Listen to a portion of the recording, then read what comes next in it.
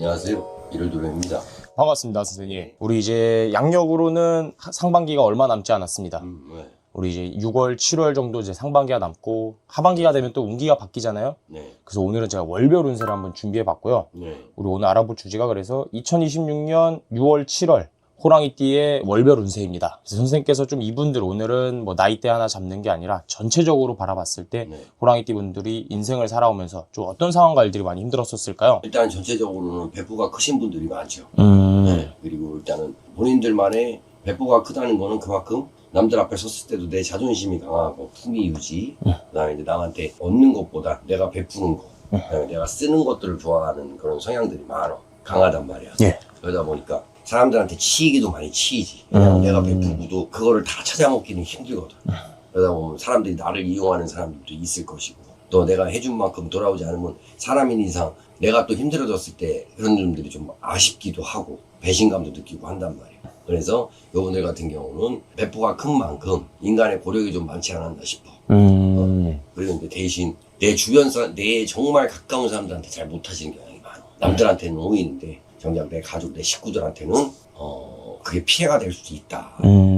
정말 좀 사람 때문에 좀 치인 것도 많고 또 가정에서 좀 치인 것도 많았던 거네요, 이분들은. 그렇지. 가정에는 어떻게 보면은 밖에서 이제 워낙 베풀고 이렇게 좀 내가 이제 즐기는 문화, 그다음에 쓰는 문화 하다 보니까 집에 있는 사람들은 그런 점들이 마음에 안 들 수도 있고, 또 그런 거 잔소리 하다 보면 싸울 수도 있고, 또 집안에서 이제 집안의 식구들은 힘든데 나는 이제 그런 타고난 성향이 있고 타고나서 이렇게 보여지는 모습이 있다 보니까 집안 사람들은 등한시하거나 나몰라하는 경향들도 강하지. 그렇지만 또 이제 과거는 과거고 현재와 미래가 가장 중요하잖아요. 그렇죠. 그래서 이분들 본격적으로 우리 6월, 7월 좀 운세에 대해서 알아보도록 할 건데요. 네. 이분들이 이때 기대해봐도 좋거나 좋아지는 상황들이 있다면 좀 어떤 것들이 있을까요? 몸띠 같은 경우는 예를 들면 이제 뭐 65, 그 다음에 또 시은세, 그 다음에 이제 뭐 41, 그 다음에 이제 뭐 29, 네. 이 정도 되겠네요. 맞습니다. 네. 이분들 같은 경우는 이제 자, 이제 6월, 우리가 이제 뭐 예를 들어 6월, 7월 운세잖아.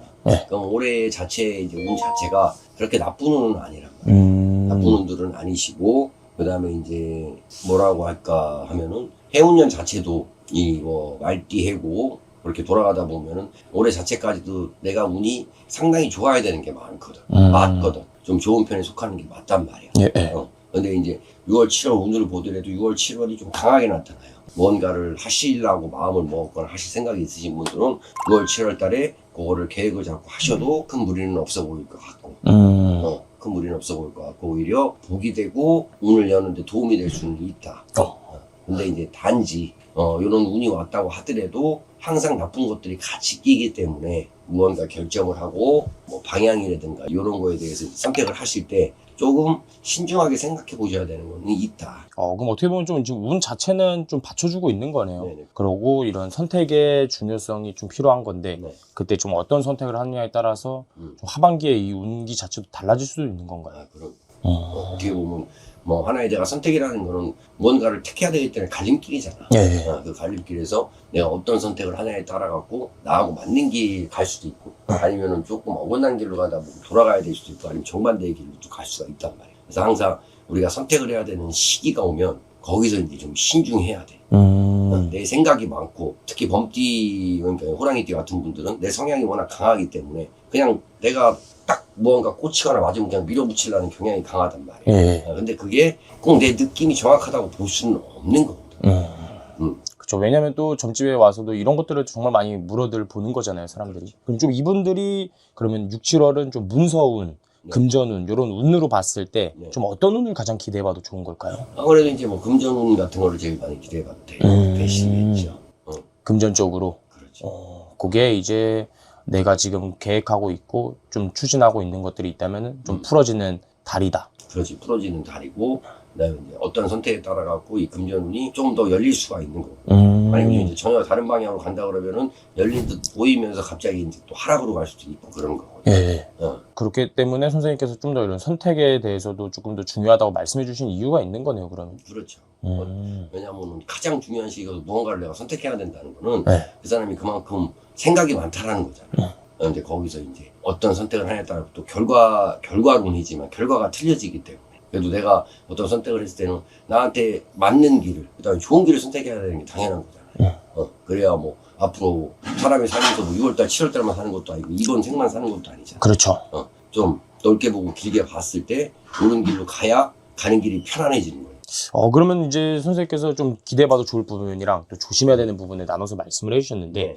또 우리 호랑이띠 같은 경우가 60대가 있고 50대가 있고 또 40대 이렇게 있잖아요. 네. 좀 이분들 중에 특히나 더 좋은 나이대와 그래도 특히나 더 조심해야 되는 나이대가 있다면 좀 어느 것들이 느껴지실까요? 범띠 같은 경우도 뭐 예를 들어 그 65 되시는 분들, 네. 그 다음에 또 53 되는 분들, 그다음에 41 되시는 분들 같은 경우는 특히 보통적으로다가 범띠 분들이 요즘 올해는 이동운이라는 게 좀 많이 들어오는 것 같아요. 전체적으로 봤을 때. 그러니까 움직이시는 계획이 있으신 분들은 이렇게 신중하게 잘 검토하셔서 움직이시는 게 좋다라고 말할 수 있을 것 같고, 저는 29은 아직 뭐 이제 젊긴 하지만 그래도 9수이기 때문에 요 분들 같은 경우는 이제 사고수나 건강적으로다가 조금 신중을 좀 기해라. 그럼 총체적으로 좀 9수인 분들 제외하고는 호랑이띠 분들은 정말 좀 괜찮은 거네요, 상반기.